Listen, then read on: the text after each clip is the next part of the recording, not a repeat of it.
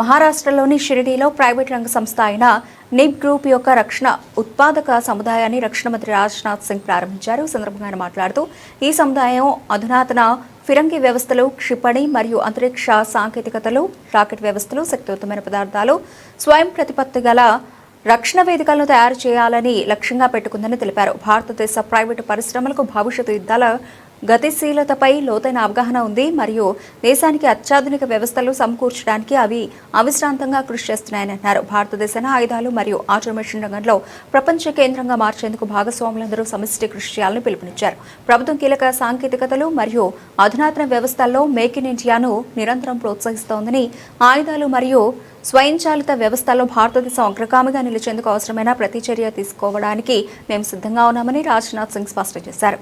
सुरक्षा और स्वाभिमान की एक नई मिसाल पेश की है। मैं यहाँ पर बहुत सारे उदाहरण देकर उसको स्पष्ट नहीं करना चाहता।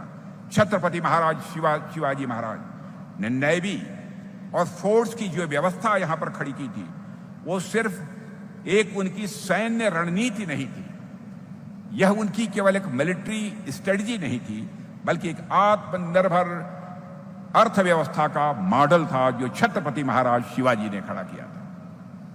उन्होंने स्थानीय रिसोर्सेस से हथियार बनाए थे, लोकल रिसोर्सेस से छत्रपति महाराज शिवाजी ने वेपन्स बनाए थे, यहाँ के लोकल लोगों को ट्रेंड किया और एक ऐसा साम्राज्य खड़ा किया जो विदेशी ताकतों को चुनौती दे सके।